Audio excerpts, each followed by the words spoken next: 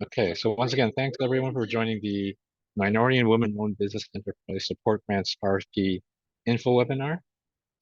We will be talking about the solicitation today. Before we get started, please put your name, your organization, and your contact info in the chat. We do advise you strongly to come in with partnerships, and we will be posting a list of interested parties pulled from these lists, as well as from people who write into the workforce@mathbc.com inbox and put that contest list on the RFP website.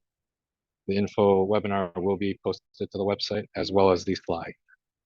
Can we go ahead then to the agenda? But while we're doing that, we're going to introduce the team. So I'm Edward Shea. I'm the Program Director for Adult Training and MWB Support. I will pass it off to Janelle. Hi, I'm Janelle Gradham. I'm the Program Director for Youth and Young Adult Programs. I will pass it over to Camilla.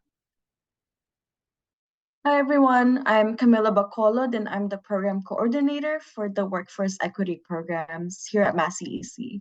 And I'll pass it off to Anitra.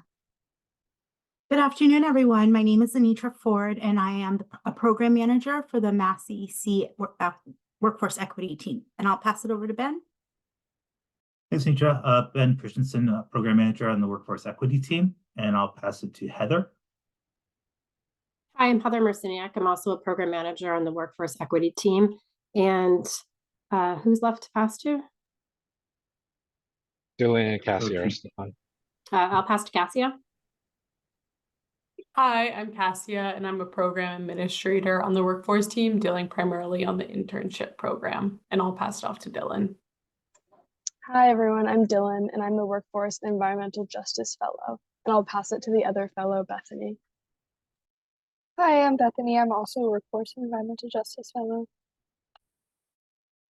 Okay, thanks to the team. So here's a quick glance at the agenda. We'll start up top with a general overview of the RFP and the funding sources. There will be a Q&A section right after that initial overview. So if you have questions, please put them in the chat, and we will read out the ones that are relevant to the RFP. And then we'll go through an actual application process and selection criteria overview, which again, we'll have another Q&A section at the end that will give you a chance to ask any outstanding questions. So if we can go to the next slide.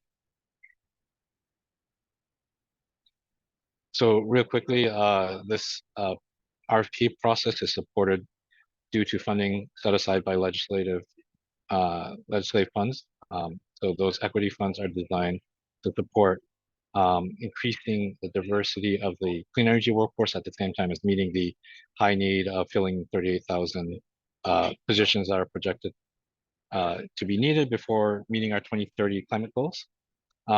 We have a two-pronged approach to this. The reason we have this MWB support grant is because we recognize that one of the barriers is the homogeneity of the clean energy workforce businesses in the workforce right now. They're primarily owned by white male Caucasians, and as you can see through the data, generally they hire individuals who resemble them. So this is one way of increasing the uptake of hiring individuals from diverse backgrounds. So next slide. So again, the target is to increase minority and women-owned businesses due to that basic theory of change. If we put more businesses in place, it will increase the uptake of individuals being hired from diverse backgrounds. At the same time, we recognize that many of the most impacted populations are those that need these opportunities to grow their generational wealth. And this is a great way of doing that by supporting those businesses in this sector where there's great opportunity. Going forward. So the funding itself targets other populations, and in the case of this RFP, the primary target population would be minority and women-owned businesses, which are the 51% owned by either a minority leadership or women leadership. In addition to that, though, we do encourage groups to consider bringing in organizations that are from some of these populations, those individuals who live in environmental justice neighborhoods, members of federally recognized or state-acknowledged tribes, other underrepresented communities in the clean energy workforce, which is actually a pretty big qualifier because, as we mentioned, it's fairly homogeneous at this point, with provide us with stats that substantiate why you're claiming a certain community is underrepresented. And then finally, current or former fossil fuel workers. So going forward. The other thing, Mass CEC focuses on 4 sectors. So the net zero grid, which primarily covers solar and microgrids, high performance buildings, which is electrification of buildings, building retrofits to do heat pumps and other sort of electrification projects, offshore wind, and transportation, which includes the EVs, the chargers, as well as e-bikes. And if you want greater detail about these sectors, page 8 of the RFP has further details. So some types of MWBs within the climate critical sectors, the obvious ones are like electrical contractors, startups. In addition to that, like EV car share companies. We don't want to forget that there's other companies too that are ancillary to the direct installation and support project. Like we have some groups who are supporting, sort of customer service around solar and stuff like that. So we are open so long as the business is working within one of the climate critical sectors and is a MWBE. So going forward, Leo, I pass it off at this point. Or do I continue here? Seeing no one on mute, I will continue. Okay. So here, if you follow the bit.ly, that will take you straight to the solicitation document. As a quick overview, we have 4 million available for this round. For the implementation grants for the direct support of MWBs, those can be up to 1 million for up to 3 years. For reference, we do look at cost per MWB supported. So we will be looking for a reasonable cost. So if you're looking for the maximum amount, then we're looking for a commensurate amount of service across the sector. Generally speaking, the smallest grant we're looking at would be $250,000. And in those cases, we're looking for a minimum number of MWB supported, which is referenced in the RFP. And again, coming back around, we highly prioritize partnerships, especially those that enable you to overcome specific barriers faced by MWBs in the clean energy sector, such as access to capital, figuring out how to access various procurement pipelines that are fairly dense, and also simply some of the more simple back office supports that many of us take for granted, but are critical to truly growing an MWBE. So going to the next slide.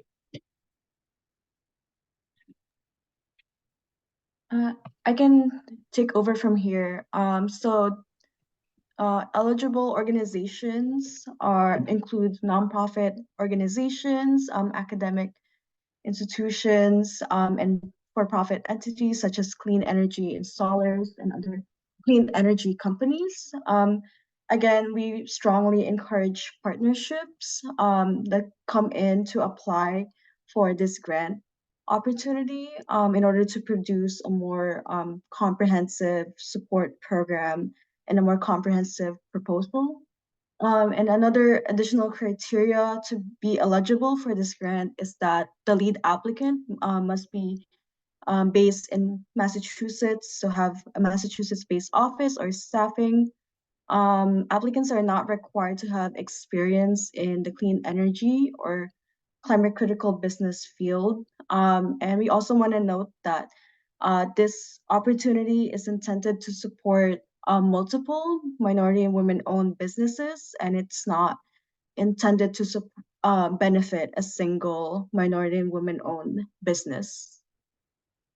So next slide, please. So an example of an applicant partnership that can come in is, for an example, an academic institution that provides the curriculum and the training for the MWBEs, and it's also serves as a recruiter for those businesses that can come into the support program. And that institution can partner with an organization like the Chamber of Commerce that can provide other services such as guiding them through small business loans, procurement opportunities, and networking opportunities. And it's also a way for the program to recruit MWBEs through that additional network. And another partner can also include a nonprofit organization that can provide those wraparound support services that can help MWBEs with any support that they might need while they're undergoing the training program, and can also provide retention support so they can become successful at the end of the program. Okay, next slide, please. So now we will open it up for Q&A. So again, you can type in any questions that you might have in the chat. So there is a question in the chat that asks, when will there be another round of this RFP? So the next round of MWB support grants will be in the new fiscal year 25. So we're talking, the earliest we would be seeing would be like probably in this December timeframe of 2024, more likely the turn of the year.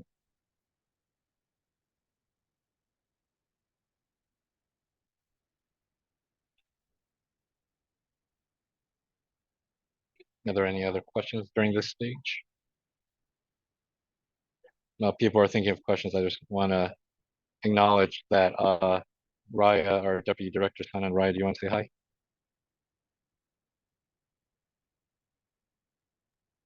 Hi, everybody. Raya Vaisanen, Deputy Managing Director of Workforce Development with the team. Thanks for being here. So while we're waiting to see if there's any further questions, I just want to emphasize the thing that Camilla brought up, which is in the past rounds, we've had misunderstandings where individual MWBs applied for capital essentially to grow their organizations. And while we understand that's a great need, that is not the purpose of this grant. This grant is designed to grow the ecosystem so that MWBs can come to the grantees who are awarded here for those supports. Okay, so not seeing any further questions during this stage, we'll move on. Oh wait, there comes a question right now.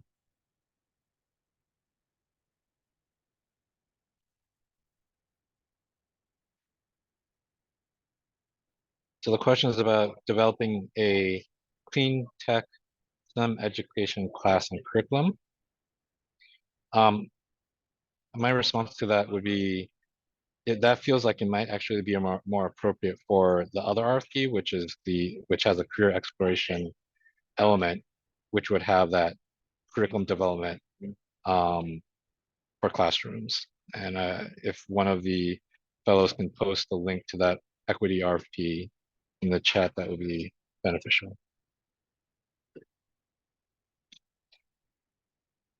And I would say, if you want to come to the open office hours, which we'll talk about later, we can hash that out a little bit more.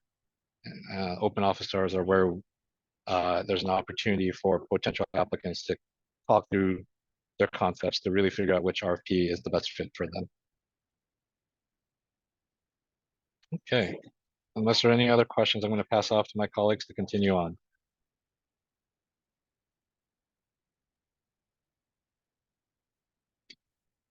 Thank you, Edward. I can take it from here. So next we'll be talking more specifically about the application and the review process. First, we'll be talking about the selection criteria.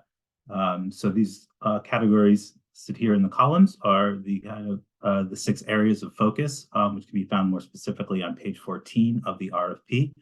So we'll be focusing on the experience and innovativeness of the lead applicant and the partners. What is the history of engaging and supporting MWBEs? Is the approach innovative and overcoming specific barriers? Is there a proven track record for success? And experience knowledge of climate critical business fields. Obviously, as mentioned by Camille earlier, it's not a requirement that you have expertise in the clean energy field, but it is important to highlight if you in fact do. What are the target sectors? Demonstration of market opportunity. So under this category, the defined climate critical businesses to focus on. strong ties to workflow and customers so that the MWB's pipeline of work available at completion identifies current gaps in services and has a plan to fill those gaps, and the target MWBEs and their profiles are clearly identified. Then program design. So is there a comprehensive training plan with vocational and work readiness curricula?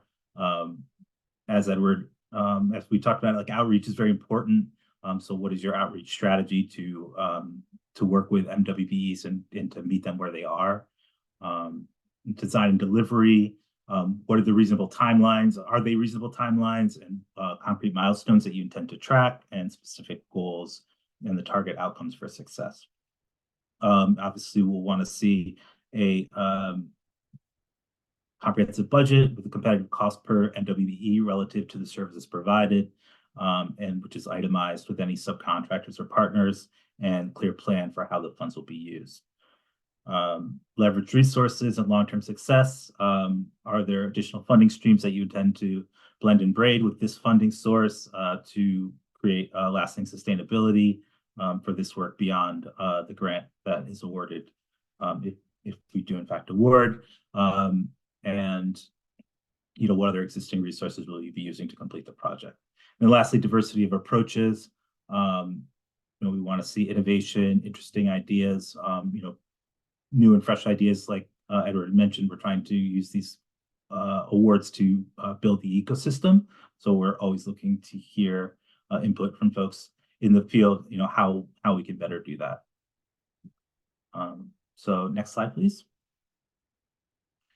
So we have two different strands. In our previous funding from last fiscal year, there was just one strand. Now we'll be focusing on kind of two areas. I'll be talking now about Strand A, so you can go to the next slide, which is our training, certification, and support services for climate critical MWBEs. So this is similar to what was in the previous fiscal year's RFP. So award ranges would range from $250,000 to $1 million. They're 1 to 3 year awards. Please make note that there would be an additional year of post-program monitoring and metrics tracking. So, after your proposed project is complete. So, please take that into account when planning out your timelines and budgets. So we're looking for scalable impact. As mentioned, this is not intended to benefit a single MWBE, but to support a singular organization or a partnership consortium of organizations that can come together to help several different MWBEs to grow and excel in climate critical business sectors. Part of that is we want to see a comprehensive support plan, so tailored to the specific needs to best support the MWBEs you're intending to serve and effectively address their specific barriers to success, and integrated into program design and budget. And as we're building out this ecosystem, we're trying to increase our geographical reach and kind of ensure that we're hitting all areas in the Commonwealth. So we've identified that there is a need for specific initiatives in several regions, including Central, Northeast, and Southeast Workforce Skills Cabinet regions. So if you are in these regions, we do encourage you to apply. If you're not in those regions, that's fine too. Please submit. We will review all applications, but we've just identified that those are areas where there is a lower amount of services. Next slide, please. So the Strand A selection criteria has some additional callouts in the RFP. So if you are applying for this strand, we will also be looking at your kind of specific services and strategies and training offers that align with the stated goals for supporting MWBEs, that you match the outreach, recruitment, and program design elements to meet the needs of specific MWBEs that you aim to serve, and that, again, that there's a reasonable timeline. Next slide, please. So successful applications will also include milestones that indicate successful completion for the MWBEs. So after they're finishing your program, what that looks like. Will there be attainment of industry recognized credentials, certifications, credentials, licenses, that you're providing, case management, that successful removal of barriers for these organizations, Want to see maximizing impact by both addressing both supply and demand needs. So supply will be working with MWBEs to ensure that they are certified by Massachusetts Supplier Diversity Office. Demand side being educating stakeholders how best to access procurement opportunities for certified MWBEs. And it would also include description of plans to engage relevant partners to provide additional services. So clear delineation of services best equipped to offer internally, and which ones to offer through partnership, and which services can only be offered through referral to other organizations. So lead on your strengths and know where your partners can help fill in gaps. Next slide, please. So these are some examples of what MWB Business Support Services would look like. First, top left, stipends and access to capital. So obviously small businesses and especially minority-owned businesses, there's a huge gap in the rates of access to capital that they have over non-minority businesses. So supports could include assistance with grant applications, referrals to small business loans, matching to potential investors, and then also providing support stipends for training-related costs. So if they're coming to your site for training, providing transportation costs or assisting find childcare, things of that sort, anything to help provide support for their success. Administrative support. So some businesses just need additional help with kind of their back office support. So help filing taxes, legal services, accounting support, how to incorporate, get filing business related forms. So any of that kind of back office administrative support is very crucial and beneficial, especially for businesses that are established but are looking to grow. Supply and demand. So how do we increase the ecosystem, increase the demand for MWBEs, ensure that MWBEs are certified and in the appropriate growth pipelines and are aware of bids that are going out and ensuring that they could be positioning themselves to be competitive to get some of those contracts. And then creating spaces for networking between MWBEs and those that are overseeing procurement processes to help build those relationships so that they can be more competitive. And then lastly, certification support. So helping businesses get that SDO certification or providing the guidance on how to complete that process or any other key licenses related to their specific business or industry. Next slide, please. So this is kind of an example of what kind of partner roles would look like. So first off, partners would design, program, and curricula to address the needs of that specific cohort. All the partners working together would be recruiting MWBEs and doing mass marketing. Again, mass marketing is important in ensuring you'd be targeting small businesses, so they'll be very busy. So trying to meet them where they are and realizing that maybe they're not checking email every day, and that might not be the best form of communication and outreach, and really going out in the field and trying to meet them where they are to recruit businesses for your programming. Next would be utilizing your nonprofit partner, begin MWBEs through SDO, another certification.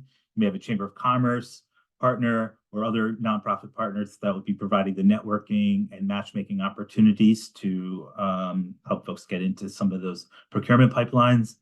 And then lastly, all partners we provide ongoing business support services, including administrative, back office work, supporting connecting with subcontractors, links to pipelines, or access to other capital or grants. Next slide. And here's just kind of a graphical representation of maybe what program design would look like, kind of two different forms. So we could see one MWBE support program that is more providing the kind of back office administrative support. So providing that accounting, incorporation guidance, clerical support, helping with taxes, but then also doing the supply and demand as well. So helping to increase the demand for MWBEs, ensure that MWBEs are certified in the growth pipelines where there will be contracts, that there will be opportunities to bid on projects, and then helping to network, but then also helping with the access to capital as well. So grants, small business loans. So that might be so the green is more for businesses that are already operating but are looking to grow. On the right is kind of a more curriculum-based, classroom-based model, which might be better suited for kind of those in kind of the early phase or startup phase. So helping to create business plan, how to pitch your idea for angel or investor funding, how to properly budget, help with, again, access to capital is important at this stage as well. So how to access those small business loans or training stipends for while they're in a training course or a boot camp, then also helping with certification support to help elevate them and make them a more reputable business on paper with that STO certification or other key licenses. Next slide, please. And I will be now passing it to Heather to talk about our newer initiative with our access to capital. All right. Thanks, Ben. Next slide. So Strand B specifically aims to address the disparities in access to capital for climate critical MWBEs. We want to highlight through this slide that to do this programming, applicants will be coordinating efforts with MWBE support grant awardees and other MWBEs. This engagement is critical and will be needed to both better understand and address the barriers to accessing capital. The third bullet point here is to also highlight that this program will result in clear mapped out solutions to barriers to capital. Strand B is a 1 to 2 year grant. The applicant can choose, but 2-year programs will be more competitive. Next slide. For Strand B, the review committee will also be considering additional selection criteria. Ben already mentioned selection criteria that will be considered in addition to Strand A. Those can be found on page 16 of the RFP for both program design and program impact. For program impact, applicants should have a clear work plan, including each stage of the program. They should have a staffing plan to support each of those program elements. Again, there should be consistent engagement with the current MWBE support grant awardees and other identified MWBEs. That should be clear. Next slide. For program impact, we want to highlight that there's an expectation that there should be a vision in the proposal around both the collaborations within the ecosystem and solutions. The proposal should keep in mind the MWBEs that you will be coordinating and working with and adequately describe their different needs.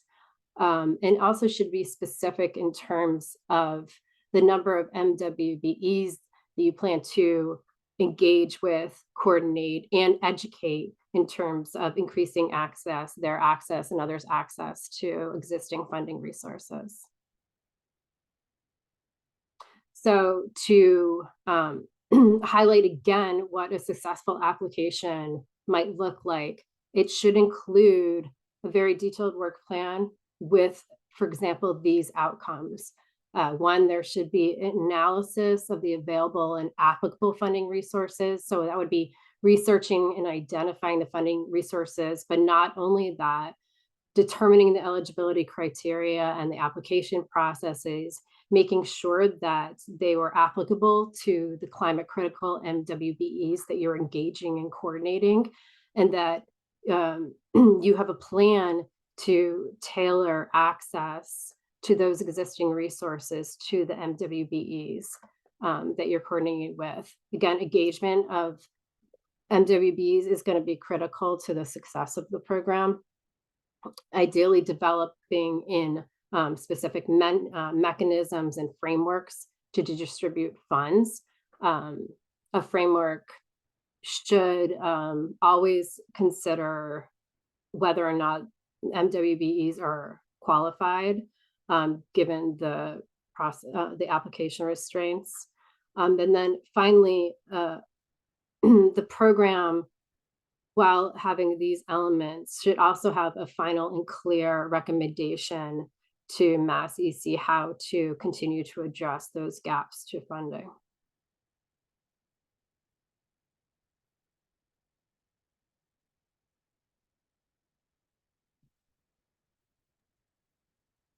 Thanks, Heather. I'll be taking over the application process.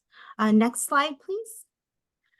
So as you can see here, the application would require you to review the RFP and all forms and attachments to understand this opportunity clearly, to attend the informational webinar, which you are here in attendance today, and to utilize our informational resources that are offered.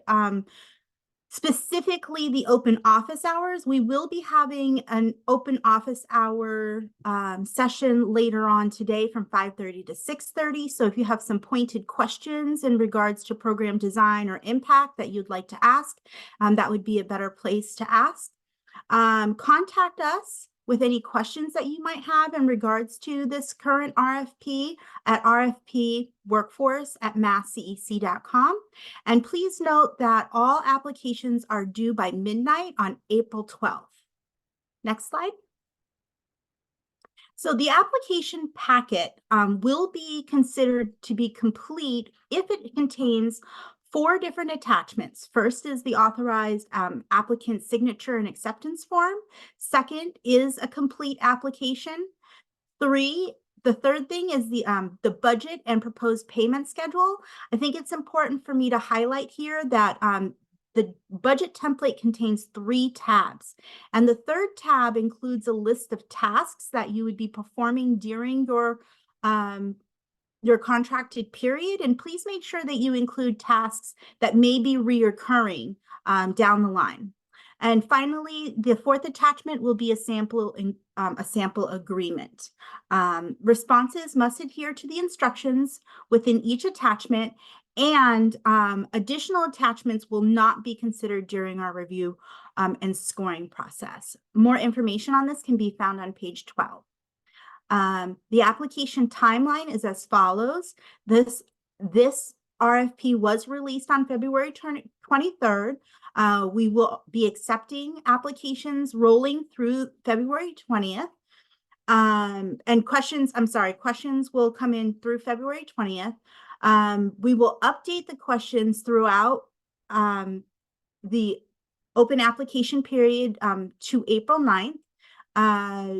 You see here the open office hours that we're offering between now and the deadline, the due date, and we will also be conducting interviews as needed. So please be mindful that this is a very short RFP period, and that we're asking people to keep their calendars open on April 17th and May 2nd as potential priority interview dates.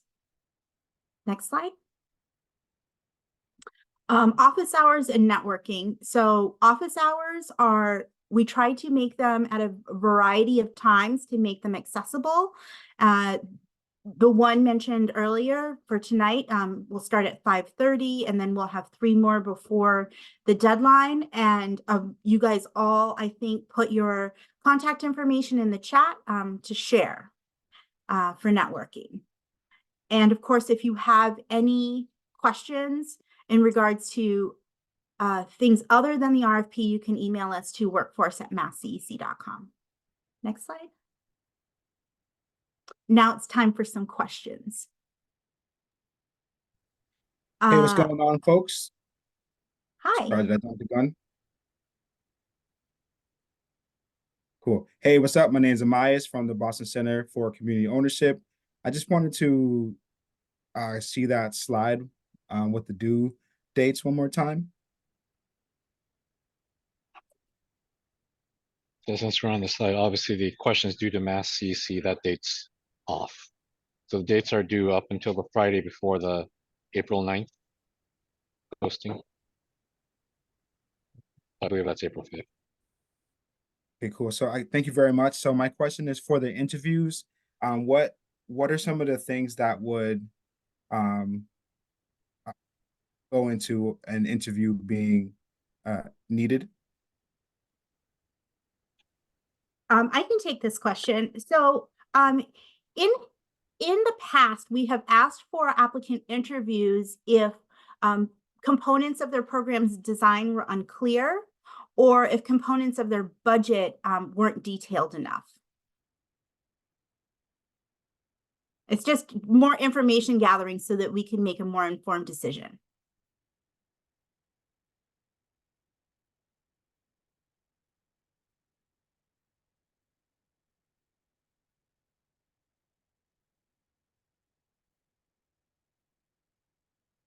Any other questions? There was an earlier question in the chat about research design and web and copywriting services being offered as services. And I would say, just generally speaking, we would urge you to come to office hours to talk about the concept more fully.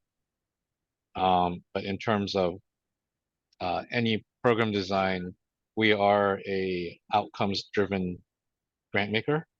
So while those are support services that are definitely qualified within the back office support services that you saw listed earlier, I think part of the application will have to substantiate how that would impact the MWB participants in terms of their success.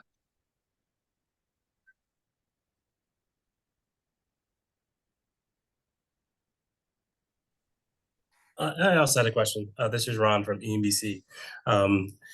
I have an existing support grant, and I was wondering if Strand A would be eligible to apply for further funding, such as so I can provide stipends or additional back office support for our current MWB support program recipients. So our general rule of thumb is basically separate and distinct, meaning if you're funding additional supports for the same participants, that is not likely to be competitive. If you're bringing on more participants and there is sort of a additional wrinkle to it, whether that's additional boot camp curriculum or there's additional support services not previously offered, or there's an expansion in geographic region being supported, then those are ways that we would view it as separate and distinct, even if the base programming is similar to what you're already running. Perfect. Thank you. That's great clarification.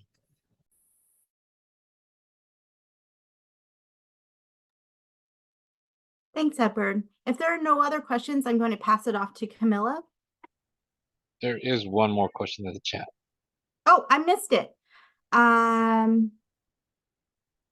It says, if there are not enough grant funds to cover all the projects you want to fund, would your approach be to reduce the requested amounts of all or some grants, or to just fund fewer projects? Just curious. I'm gonna let Edward handle this question. Sure. So I can see two spins to this question. I believe you're asking us as a grant maker what our approach would be if we were running low on funds. And essentially, this is a competitive grant. So we would be funding those projects which appear to have the highest impact across the submissions. And so really it's a application case by case basis in terms of if we get in a lot of applications that are competitive, we would see how they stack up against each other and look at the merits. And in some cases, that means that some groups that have a strong program but aren't as competitive don't get funded. And in some cases, that means that we do provide partial awards to several grantees to bring more grantees into the ecosystem. So it really depends on what we get, since it is a competitive grant.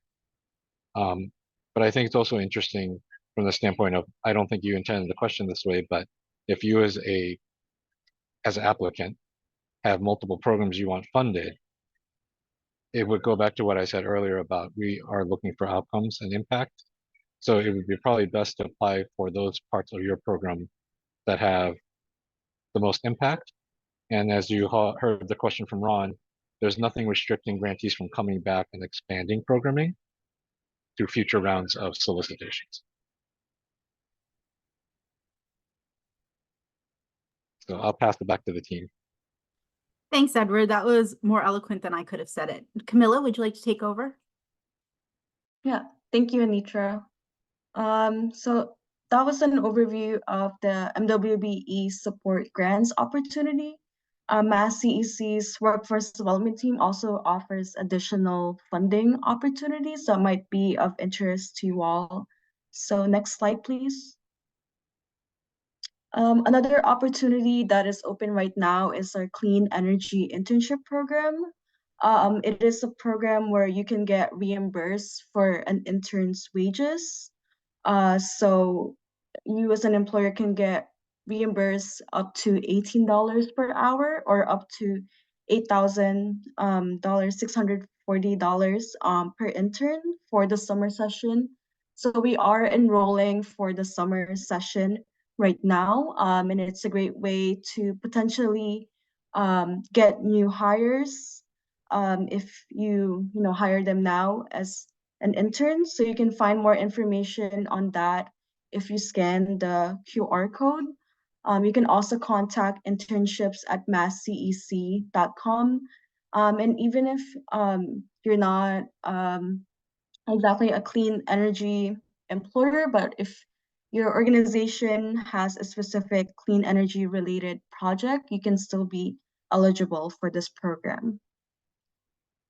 Next slide, please. Another similar internship opportunity that we have is the Technical Trades Work and Learning Program. So this program is for vocational high school, after dark, CTI students, and other participants of Mass CEC approved programs.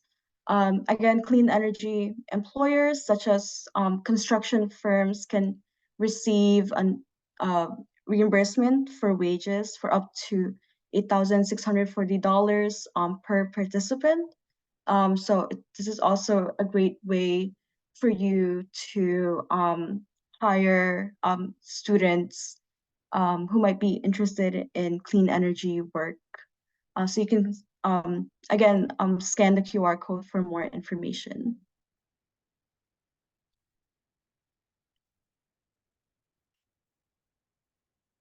So we hosted a webinar of the Equity Workforce Training Equipment and Infrastructure Funds.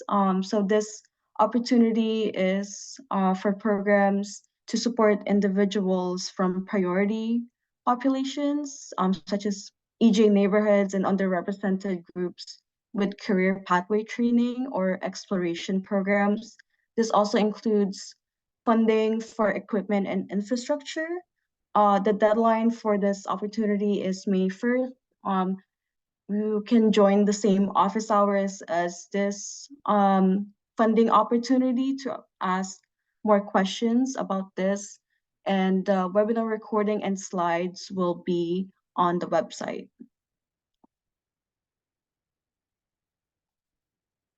And another opportunity, we have a webinar tomorrow for the Climate Critical Workforce Training Equipment and Infrastructure Grant. So a similar training program opportunity. This is for supporting Massachusetts residents with career pathway training or incumbent workers with upskilling. Again, this also includes funding for equipment and infrastructure. But with the caveat that match is required if you apply for this funding. So the deadline for that is also on May 1st, and you can register for the webinar by scanning this QR code or going to this bit.ly link.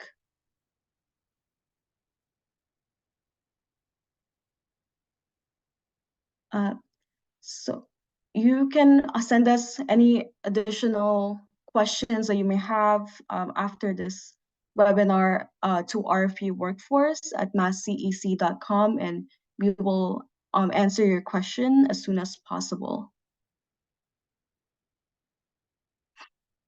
Thank you all for attending this webinar, and we hope to see you all again in office hours or through email. Again, you can contact us at rfpworkforce@masscec.com. Okay, thank you.